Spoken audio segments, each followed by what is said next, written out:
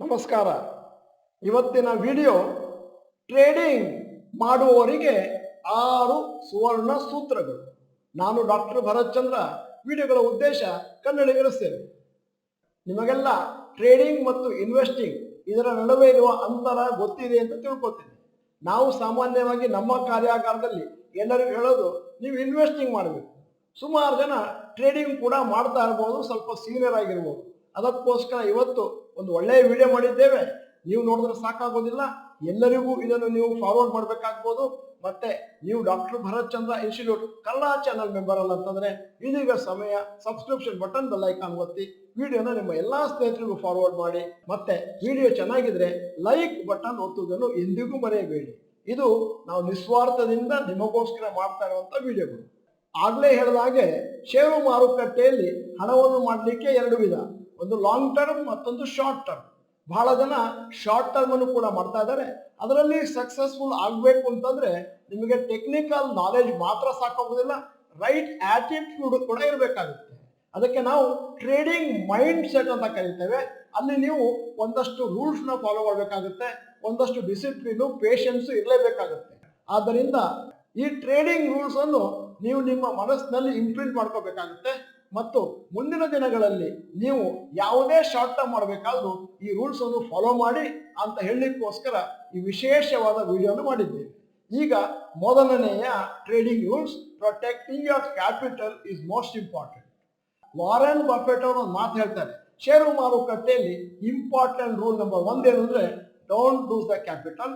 2ನೇ ರೂಲ್ ಏನು ಅಂದ್ರೆ ಡೋಂಟ್ ಲೂಸ್ ದ ಕ್ಯಾಪಿಟಲ್. 3ನೇ ರೂಲ್ ಏನು ಅಂತಂದ್ರೆ ಡೋಂಟ್ ಲೂಸ್ ದ ಕ್ಯಾಪಿಟಲ್. ಆದ್ದರಿಂದ ಅನ್ನೆಸೆಸರಿ ರಿಸ್ಕ್ ತಗೊಳ್ಬೇಡಿ. ಮತ್ತೆ ನಿಮ್ಮ ಎಲ್ಲಾ ಟ್ರೇಡಿಂಗ್ ಅನ್ನು ಒಂದಷ್ಟು ಡಿಸಿಪ್ಲಿನ್ ಮಾಡಿ. ನಿಮಗೆ ಅಕಸ್ಮಾತ್ ಆಗಿ ಇದರಲ್ಲಿ ಲಾಭ ಇಲ್ಲ ಅಂತ ಕಂಡ್ರೆ ದಯವಿಟ್ಟು ಆ ಟ್ರೇಡ್ ಅನ್ನು ಮಾಡ್ಲಿಕ್ಕೆ ಹೋಗಬೇಡಿ. ಅಂದ್ರೆ ಆ ರಿಸ್ಕ್ ಅಪಿಟೈಟ್ ಇದ್ರೂ ಕೂಡ ಹಣವನ್ನು ಕಳ್ಕೊಳ್ಳುವಂಥದ್ದು ಒಳ್ಳೆಯ ಲಕ್ಷಣ ಅಲ್ಲ. ಈಗ 2ನೆಯ trading rule, you are your biggest enemy. ಸುಮಾರು ಸತಿ ನಾವು ನೋಡಿದ್ದೇವೆ, ಷೇರು ಮಾರುಕಟ್ಟೆಯಲ್ಲಿ ಹಣವನ್ನು ಕಳ್ಕೊತಾರೆ, ಮತ್ತೆ ಅವ್ರು ತಿಳ್ಕೊತಾರೆ ನಾನು ಹಣವನ್ನು ಕಳ್ಕೊಂಡಿದ್ದೀನಿ. ಆದರೆ ಹಣವನ್ನು ಕಳೆದುಕೊಳ್ಳಿಕ್ಕೆ ಕಾರಣ ಷೇರು ಮಾರುಕಟ್ಟೆ ಅಲ್ಲ, ನನ್ನ ಗ್ರೀಡ್ ಮತ್ತು ಭಯದಿಂದ. ಒಂದೊಂದ್ಸತಿ ನಾವು ನೋಡಿದ್ದೇವೆ, ಯಾವುದೋ ಒಂದು ಷೇರು 110 ರೂಪಾಯಿ ಹೋಗುತ್ತೆ, ಸೆಲ್ ಇಂಡಿಕೇಶನ್ ಬರುತ್ತೆ. ನಾವು ಅದನ್ನು ಆ ಸಂದರ್ಭದಲ್ಲಿ ಇನ್ನೂ ಜಾಸ್ತಿ ಮೇಲಕ್ಕೆ ಹೋಗಬಹುದು ಅನ್ನುವಂತ ಆಸೆಯಿಂದ ಭರವಸೆಯಿಂದ ಅದನ್ನು ಮಾರುವುದಿಲ್ಲ. ಮುಂದೆ ಅದು ನಾವು ಹಾಕಿದ್ದಕ್ಕಿಂತ ಕಮ್ಮಿ ಹೋಗುತ್ತೆ, ಇಲ್ಲ ನೋ ಲಾಸ್ ನೋ ಪ್ರಾಫಿಟ್ ಅಲ್ಲಿ ಸೆಲ್ ಹೋಗುತ್ತೆ. ಅದರಿಂದ ಇಂಪಾರ್ಟೆಂಟ್ ಷೇರು ಮಾರುಕಟ್ಟೆ ಏನು ಅಂತಂದ್ರೆ ನಮ್ಮ ಫಿಯರ್ ಮತ್ತು ಗ್ರೀಡ್ ಅನ್ನು ಕಂಟ್ರೋಲ್ ಮಾಡುವಂತಹದ್ದು ಡಿಸಿಪ್ಲಿನ್ ಬಹಳ ಬಹಳ ಪ್ರಾಮುಖ್ಯ. ಈಗ 3ನೆಯ trading rules, losses are part of the journey. ನೀವು ಶಾರ್ಟ್ ಟರ್ಮ್ ಟ್ರೇಡಿಂಗ್ ಮಾಡಬೇಕಾದ್ರೆ ಒಂದಷ್ಟು ಸಣ್ಣ ಸಣ್ಣ ಲಾಸ್ಗಳಾಗ್ಬೋದು, ಅದರಿಂದ ನಾವು ಎಸ್ಕೇಪ್ ಮಾಡ್ಕೊಳ್ಳಿಕ್ಕೆ ಆಗೋದಿಲ್ಲ. ಆದರೆ ನಾವೊಂದಷ್ಟು ರೂಲ್ಸ್ ನ ಸೆಟ್ ಮಾಡ್ಕೊಂಡ್ಬಿಟ್ಟು ಅದನ್ನ ಫಾಲೋ ಮಾಡ್ತೀನಿ ಅಂತಂದ್ರೆ ಅವಾಗ ಲಾಸ್ ಆಗುವಂತ ಚಾನ್ಸಸ್ ಕಮ್ಮಿ, ಪಾಸಿಟಿವ್ ಆಗುವಂತ ಚಾನ್ಸಸ್ ಜಾಸ್ತಿ ಇರುತ್ತೆ. 4ನೆಯ trading rules, patiently waiting for the opportunity is important. ಬಹಳ ಜನಕ್ಕೆ ತಾಳ್ಮೆ ಇರೋದಿಲ್ಲ, ದುಡ್ಡಿದೆ ಅಂತೇಳಿ ಅನ್ನೆಸೆಸರಿ ಆಗಿ ಯಾವ್ಯಾವುದೋ ಸಂದರ್ಭದಲ್ಲಿ ಹಣ ಹಾಕ್ಲಿಕ್ಕೆ ಪ್ರಾರಂಭ ಮಾಡ್ತಾರೆ. ಷೇರು ಮಾರುಕಟ್ಟೆಯಲ್ಲಿ ಯಾರು ಸುಮ್ಮನೆ ಕೂತ್ಕೊಂಡು ಸರಿಯಾದಂತ ಆಪರ್ಚುನಿಟಿ ಕಾದು ಸರಿಯಾದಂತ ಸಮಯದಲ್ಲಿ ಹಣವನ್ನು ಹಾಕಿದ್ರೆ ಪ್ರಾಫಿಟ್ ಮಾಡಬಹುದು. ಯಾಕಂದ್ರೆ ಎಲ್ಲಾ ಟೈಮ್ನಲ್ಲೂ ಬೈಯಿಂಗ್ ಇಂಡಿಕೇಶನ್ ಇರುವುದಿಲ್ಲ, ಎಲ್ಲಾ ಟೈಮಲ್ಲೂ ಸೆಲ್ಲಿಂಗ್ ಇಂಡಿಕೇಶನ್ ಇರುವುದಿಲ್ಲ. ಮಾರುಕಟ್ಟೆ ಮೊಮೆಂಟಮ್ ಇದ್ದಾಗ ಅಪ್ ಟ್ರೆಂಡಿಗೆ ಹೋದಾಗ ಮಾತ್ರ ಪರ್ಚೇಸ್ ಮಾಡುವಂತ ಚಾನ್ಸಸ್ ಇರುತ್ತೆ. ಬಾಕಿ ಟೈಮಲ್ಲಿ ಹಾಕಿದ್ರೆ ಲಾಸ್ ಆಗುವಂತ ಚಾನ್ಸ್ ಇದೆ. ಈಗ 5ನೆಯ trading rule, have a stop loss. ಬಹಳ ಬಹಳ ಇಂಪಾರ್ಟೆಂಟ್. ಯಾಕಂತಂದ್ರೆ ನಾವೇನಾದ್ರೂ ಸ್ಟಾಪ್ ಲಾಸ್ ಹಾಕ್ಲಿಲ್ಲ ಅಂತಂದ್ರೆ ನಮ್ಮ ಷೇರು ಅಕಸ್ಮಾತ್ ಉಲ್ಟಾ ಡೈರೆಕ್ಷನ್ ಹೋದ್ರೆ ನಾವು ಏನು ಪ್ರಾಫಿಟ್ ಅನ್ನು ಇವತ್ತಿನವರೆಗೆ ಗಳಿಸಿದ್ದು ಅಷ್ಟನ್ನು ಕೂಡ ಕಳೆದುಕೊಳ್ಳುವಂತ ಚಾನ್ಸ್ ಇದೆ.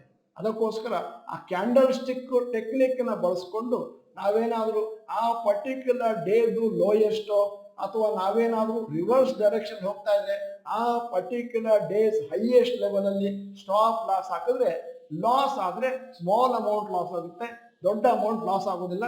ಮತ್ತು ಪ್ರಾಫಿಟ್ ಆದಾಗ ದೊಡ್ಡ ಅಮೌಂಟ್ ಪ್ರಾಫಿಟ್ ಆಗುತ್ತೆ. ಅದರಿಂದ ಸ್ಟಾಪ್ ಲಾಸ್ ಹಾಕೋದನ್ನ ಕಲಿಬೇಕಾಗುತ್ತೆ.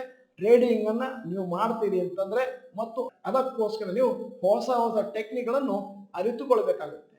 ಈಗ 6ನೆಯ ಮತ್ತು ಕೊನೆಯ trading rules, there will always be new opportunity. ಬಾಂಬೆಯಲ್ಲಿ ಒಂದು ಮಾತು ಹೇಳ್ತಾರೆ, ಒಂದು ಟ್ರೈನ್ ಬಂತು, ಸೀಟ್ ಸಿಕ್ಲಿಲ್ಲ, ನೋ ಪ್ರಾಬ್ಲಮ್, ಇನ್ನೊಂದು ಟ್ರೈನ್ ಬಂದೇ ಬರುತ್ತೆ. ಅದೇ ರೀತಿನೇ ಷೇರು ಮಾರುಕಟ್ಟೆಯಲ್ಲಿ ಯಾವುದೋ ಒಂದು ಪರ್ಟಿಕ್ಯುಲರ್ ಸಿಚುವೇಶನ್ ಬಂದಿದೆ, ಇಲ್ಲಿ ನಾನು ಬೈ ಮಾಡಬೇಕಾಗಿತ್ತು, ಬೈ ಮಾಡಲಿಲ್ಲ ಅಂತ ಹೇಳಿ ಬೇಸರ ಮಾಡುವ ಅಗತ್ಯತೆ ಇಲ್ಲ. ನಾಳೆ ಬೆಳಿಗ್ಗೆ ಇನ್ನೊಂದು ಆಪರ್ಚುನಿಟಿ ಬಂದೇ ಬರುತ್ತೆ. ಅಷ್ಟೇ ಅಲ್ಲ, ಅರ್ಜೆಂಟ್ ಆಗಿ ಅವತ್ತು ಕೂಡ ಹಾಕುವ ಅಗತ್ಯತೆ ಇಲ್ಲ, ಇನ್ನೊಂದು ದಿವಸ ಮತ್ತೊಂದು ಆಪರ್ಚುನಿಟಿ ಬರುತ್ತೆ. ಆದ್ದರಿಂದ ಷೇರು ಮಾರುಕಟ್ಟೆಯಲ್ಲಿ unlimited opportunities for making money. ಯಾವುದೋ ಒಂದು ಷೇರು, ಉದಾಹರಣೆ ಕೊಡ್ತೇನೆ, ಟೈಟನ್ ಒಳ್ಳೆಯ ರೇಟ್ನಲ್ಲಿ ಪರ್ಚೇಸ್ ಮಾಡ್ಬೋದಾಗಿತ್ತು, ಈಗ ಸಡನ್ ಆಗಿ ಮೇಲಕ್ಕೆ ಹೋಗಿದೆ, ಪರವಾಗಿಲ್ಲ, ಇನ್ನೊಂದು 4-5 ದಿವಸ ಬಿಟ್ಟು ICICI ಬ್ಯಾಂಕ್ನಲ್ಲಿ ಬೈ ಇಂಡಿಕೇಶನ್ ಬರ್ಬೋದು, ಆವಾಗ ಅದನ್ನು ಪರ್ಚೇಸ್ ಮಾಡ್ಬೋದು. ಕೊನೆಯಲ್ಲಿ ಇನ್ನೊಂದು ಪ್ರಾಮುಖ್ಯವಾದ ಕಿವಿ ಮಾತನ್ನು ಷೇರು ಮಾರುಕಟ್ಟೆಯಲ್ಲಿ ಹೇಳಬೇಕಾಗತ್ತೆ. ಏನಿದ್ದರೂ ಕೂಡ ನೀವು ಬೇಕಾದಷ್ಟು ಡಿಸಿಪ್ಲಿನ್ ಇರಬೇಕು ಮತ್ತು ಷೇರು ಮಾರುಕಟ್ಟೆಯನ್ನು ಒಂದು ತರ ಬಿಸ್ನೆಸ್ ಅಂತ ತಗೋಬೇಕು. ಅಂದ್ರೆ ಇದನ್ನು ನೀವು ಹಾಬಿ ಅಂತ ತಗೊಂಡ್ರೆ ಲಾಸ್ ಆಗುವಂತ ಚಾನ್ಸಸ್ ಇದೆ. ಅದೇ ಬಿಸ್ನೆಸ್, ಹಣ ಹಾಕಿದೀನಿ, ಇದಕ್ಕೆ ಇಂಟ್ರೆಸ್ಟ್ ಪ್ರಾಫಿಟ್ ಬರಲೇಬೇಕು ಅಂತ ವರ್ಕ್ ಮಾಡಿದ್ರೆ ಮಾತ್ರ ಪ್ರಾಫಿಟ್ ಬರುತ್ತೆ. ಆದ್ದರಿಂದ ಷೇರು ಮಾರುಕಟ್ಟೆಯಲ್ಲಿ ಹಣವನ್ನು ಗಳಿಸಲಿಕ್ಕೆ ಎಷ್ಟು ಪೊಟೆನ್ಷಿಯಲ್ ಇದೆಯೋ ಅಷ್ಟೇ ಹಣವನ್ನು ಕಳ್ಕೊಳ್ಳಿಕ್ಕೂ ಕೂಡ ಪೊಟೆನ್ಷಿಯಲ್ ಇದೆ.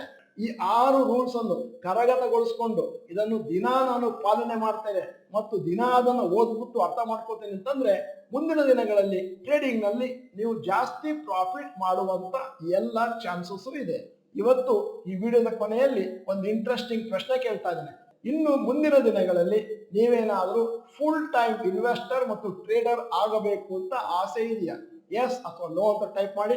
ಯಾಕಂದ್ರೆ ಜಾಸ್ತಿ ಜನ ನಾನು ಟ್ರೇಡರ್ ಆಗ್ತೀನಿ ಅಂತ ಹೇಳಿದ್ರೆ ಆವಾಗ ನಾವು ಜಾಸ್ತಿ ಟ್ರೇಡಿಂಗ್ ಬಗ್ಗೆ ವಿಡಿಯೋಗಳನ್ನು ಮಾಡಲಿಕ್ಕೆ ಪ್ರಾರಂಭ ಮಾಡ್ತೇವೆ. ಈಗ ಕೇವಲ ಇನ್ವೆಸ್ಟಿಂಗ್ ಬಗ್ಗೆ ಮಾತ್ರ ಮಾಡ್ತಾ ಇದ್ದೇವೆ. ನೀವು ಡಾಕ್ಟರ್ ಭರತ್ ಚಂದ್ರ ಇನ್ಸ್ಟಿಟ್ಯೂಟ್ ಕನ್ನಡ ಚಾನಲ್ ಮೆಂಬರ್ ಅಲ್ಲ ಅಂತಂದ್ರೆ ಇದೀಗ ಸಮಯ ಸಬ್ಸ್ಕ್ರಿಪ್ಷನ್ ಬಟನ್, ಬೆಲ್ ಐಕಾನ್ ಒತ್ತಿ. ವಿಡಿಯೋ ಚೆನ್ನಾಗಿದ್ರೆ ಲೈಕ್ ಬಟನ್ ಒತ್ತೋದನ್ನು ಮರಿಬೇಡಿ. ವಿಡಿಯೋನ ಎಲ್ಲರಿಗೂ ಕಳಿಸ್ಕೊಡಿ. ನಿಸ್ವಾರ್ಥತೆಯಿಂದ ಈ ವಿಡಿಯೋಗಳನ್ನು ಮಾಡ್ತಾ ಇದ್ದೇವೆ. ಅದರಿಂದಾಗಿ ನಮ್ಮ ಈ ಕಾರ್ಯಾಗಾರವನ್ನು ಎಲ್ಲರಿಗೂ ತಲುಪಿಸುವಂಥದ್ದು ನಿಮ್ಮ ಕೆಲಸ ಆಗುತ್ತೆ. ಈ ವಿಡಿಯೋನ ಸಂಪೂರ್ಣವಾಗಿ ನೋಡಿದ್ದಕ್ಕೆ ಧನ್ಯವಾದಗಳು. ನಮಸ್ಕಾರ.